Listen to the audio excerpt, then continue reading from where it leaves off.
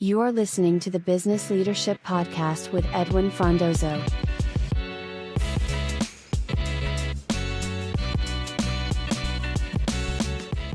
I'm Paul Newton, creative producer of the Future Narrator miniseries, and I'm joined by Edwin Frondozo, host of the Business Leadership Podcast. We're recording live at Web Summit Vancouver 2025, where we're exploring how today's leaders shape the future, not just through strategy, but through story.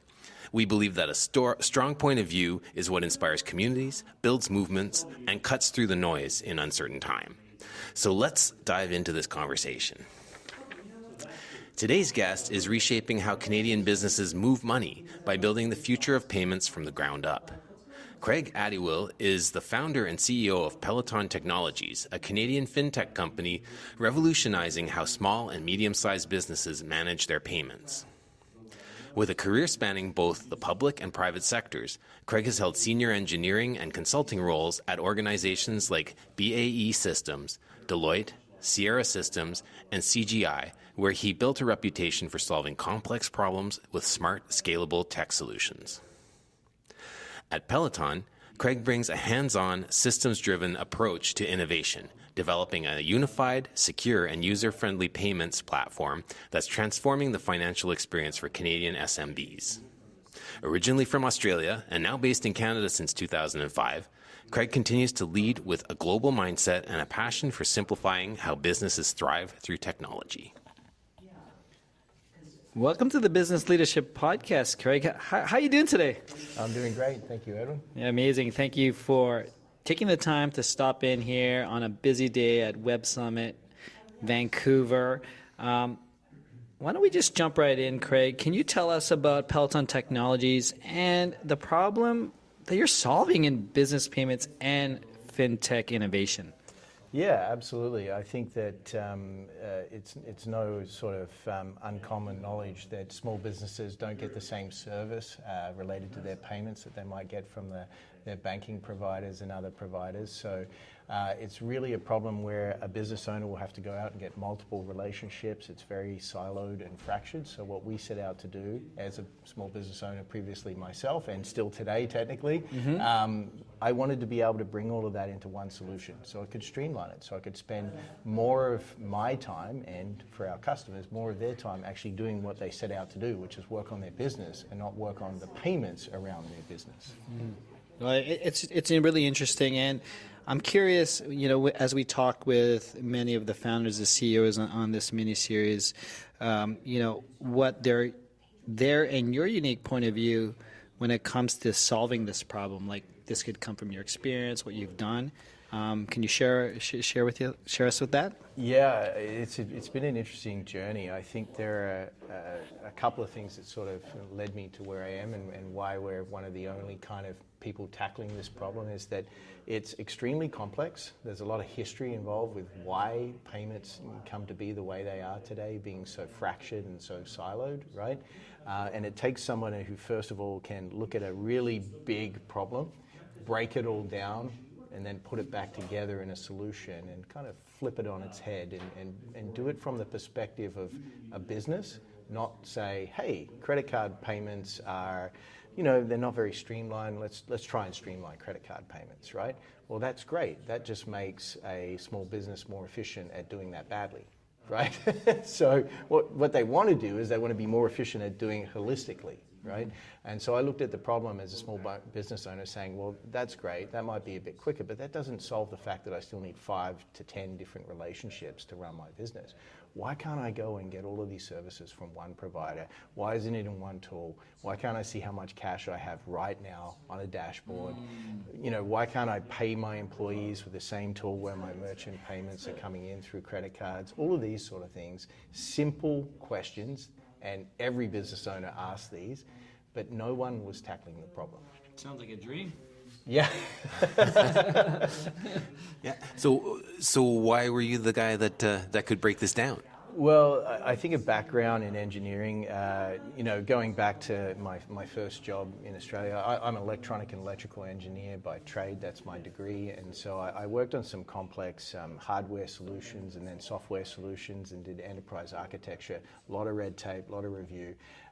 So that was really interesting background. And then when I immigrated to Canada, I started working for kind of startups, which was push the code out as quickly as possible and then fix the bugs as quickly as possible, right? So it was very interesting to go from one extreme to the other. So that gave me a bit of business acumen. You know, I got options. I started to look at the stock price and go, this is great. You know, I really feel a part of this company. And I think that was really a key moment in my career where I was like, one day I think that maybe I'd like to be in control of this and have a team of people working towards this. It took a while. I went into consulting, so I learned how to work with a bunch of different large organizations and businesses, and then go through and the whole process of being a consultant and understanding that, you know, there's a time to talk, there's a time to listen. You've got to solve the problems in a way that makes sense for them as your client, right? You can't just go off and do the thing you want to do.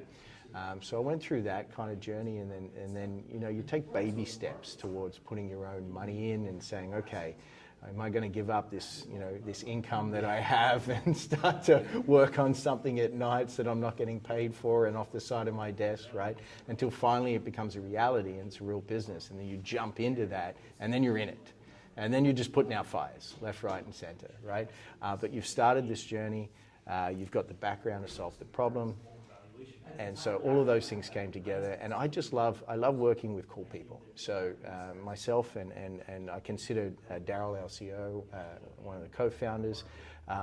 We work together on many projects, and we just love working with high-performing teams. So putting them together, doing fun stuff, solving complicated problems, and so it was really technology focused early on. And then sadly now I do far less technology. I still get in there and I work with the product teams, and I do some architecture, and I do some of the business development meetings. But for the most part, as a role of CEO of a growing company, you get, I wouldn't say distracted, your focus has to be on other items of the business. Yeah. What is it about you that, you know, that really creates this passion around the high performing teams?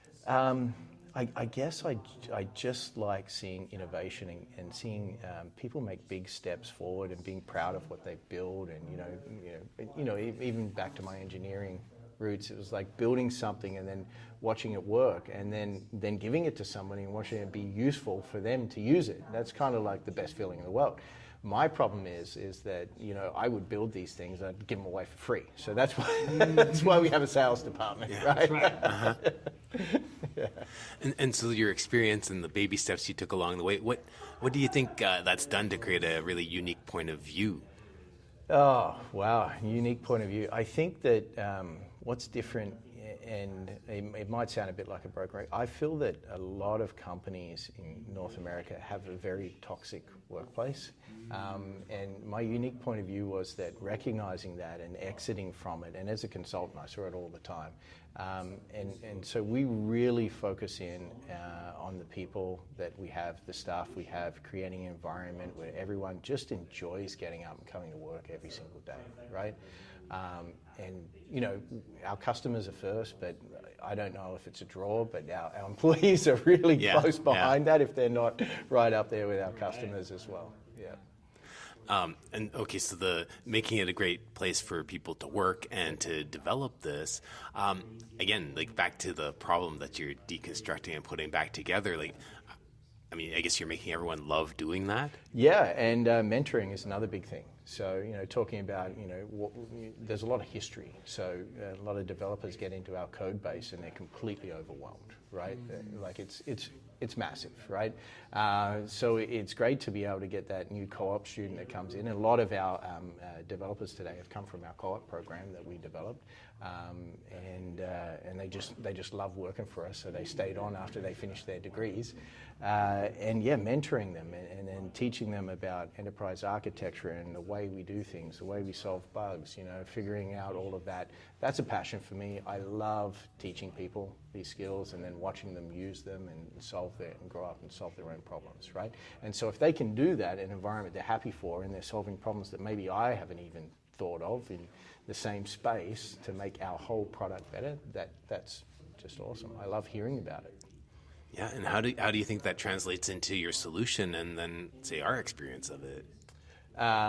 Your experience? I don't know. I mean, like the customers or whatever. Like you just like, you know, just. Well, I think that you need passion in what you do every single day, and there is, that's an interesting question, because there is a big divide between a developer in a box coding something and actually, a user in a company that's in a finance department actually using it, right?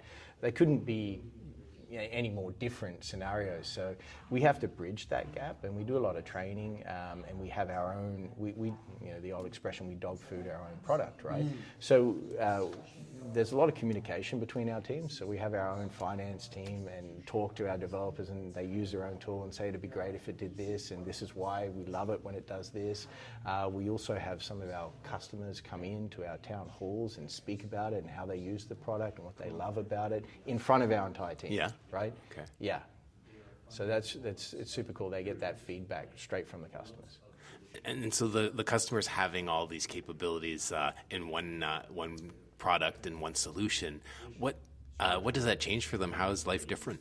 Life's remarkably different for them when they discover that they can do all of their payments and see all of the ins and outs of their entire business in one place. And even for other CEOs where they've got a CFO or they've got accounting people doing that, and they can get a report the next day instead of like 5 weeks later about what happened yesterday, like they're amazed. And just the ease of the use and the feedback they get from their ARAP teams about using the product. And there's some products out there with some of our banking partners, so I'll be very careful when I say this, that they often say it's kind of like taking a jet plane versus taking a pack mule, right? Yeah. Using our product against the standard banking products that are out there. And so have any of your customers told you what they're capable of now because of you? Yeah, we did a little bit of market research into that, and we've discovered that they're about 40% more efficient in their whole payment cycle. So that allows them to do a bunch of other things that are more valuable to drive more business. And so we're going to keep tabs on that stat, and we're going to do that every single year, if not more, and ensure that it's still occurring for every business that we take on. So it's really it's quite transformative in companies to use this type of product. Extremely transformative, yeah. So and it makes me smile. It's proud because I remember back in the days where I owned a pet food supply business, and we put Lightspeed in there, and the staff used to have to key in the amount in the terminal and in the machine, and I was up at night, and so were the other owners, figuring out keying errors and finding out why discrepancies were there, and it's like, this is part of my journey. It was like, why doesn't this thing just talk to this thing? Yeah. Right? Now, that problem's mostly been solved, but you could still go into business today and you'll still see that, right? Yeah. And down south of the border, it's even worse, right? So there's a lot of room for growth in this industry, and it's very complicated for why this thing doesn't talk to that thing. Mm-hmm. And we could spend 5 hours talking about that, but I don't want to bore you to death. Yeah. I'd just like to say that we've got solutions around that. A lot of the other people in the business have figured that problem out, but it doesn't mean that you can still pay your employees with this hardware terminal that's sitting, right? So it's just one piece of the puzzle. And then if you get into exporting and importing, then you've got foreign exchange and wires, and people are like, they're getting money off their line of credit from their bank. They're taking those funds, they're then transferring them to a third-party FX provider to get the rate because they don't like their banking rate. They bring that back, and they then take those instructions into the bank, and they stand there. I don't know if you've ever done that. You read it out to the teller. Oh, yeah. The teller then reads it out back. Yeah. They then print it out for you. You then sign, because if they've typed something in wrong and you didn't review it, it's on you. Yeah. Right? You sign it? You sign. Yeah. And then you drive back to your business. That could be a 2-hour journey. Oh my God. Yeah, and then they charge you $30 or something. You got like it. that. So we have one of the solutions of products, and we've been working with American Express, and we'll be adding Visa and MasterCard soon, is bill paid by card. So we literally, they send us the invoice, we charge their card, we do the FX, and we make the payment, right? And it's literally done in 2 minutes. Yeah. Okay, that's transformative. Yeah. Yeah. That's a dream. I said that's definitely a dream. Craig, this is amazing. I mean, I'm just as you speak, I'm thinking about this admin as a small business owner, things that you just don't even ever want to get to, especially for those people who are listening and entrepreneurs, and they're focused on marketing or they're focused on delivery of the service. They're never focused on this, even this, and not to say it's that, but it's just having that dashboard there and just making you. It just, I think there's a peace of mind is what comes to mind for me in terms of just understanding the health of your business on a daily basis, on a moment by moment. I'm assuming almost, if you wanted it to. Yeah, absolutely. I mean, you can talk to any accounting firm, and I think they'll tell you that most businesses run about 60 to 90 days behind their actual position. Yeah, that's right. And the larger you get, generally the worse it gets. There are some obviously large businesses that have done a lot of work, but once you get involved, you start implementing massive scale ERPs. Things just get more complicated. You've got more teams. The data's got more review points. It just seems to take longer to get through the process, right? There may be reasons for that, but when you're a small business, there isn't. It's you, right? So you've got to do all of those tasks. Why? Why isn't it all just there in one place? So. No, this is amazing, Craig. We're really rooting for you. You're the Peloton name brand that I like, and the technologies, because they had it first. And you're making changes as well, not only in the health of people, but in the health of the businesses. But before we let you go, Craig, I'd love it if you could share any final thoughts, recommendations, advice. It could be to founders, CEOs, or even any business leaders who may be listening today. Oh, wow. Don't give up, maybe. I mean, payments is by far one of the most complicated industries that I could have chosen to go in, and I think that's what attracted me to it. That's your engineering. That's your engineering background. Exactly, and then you get into the regulations associated with it, and then you get into the fact that you're in Canada, and there's a high degree of barriers put up by a select group of financial institutions that have the market share, and I can just say, get over those roadblocks. Don't give up, and just keep the dream alive. That's amazing. Craig, we want to present you a book that me and Paul actually just written in the last month, produced in the last month. It was inspired by founders like yourself. We went to Collision in Toronto last year, and we interviewed everyone just to get their story, how they're communicating themselves, how they're creating community and doing things. And we want to, you inspire us in what you're building and what you're doing. And, we're hoping that you could also continue to grow and inspire as well. So that book is for you, and I'd like to thank you for joining us on the Business Leadership Podcast. Absolutely. Thank you very much for having me.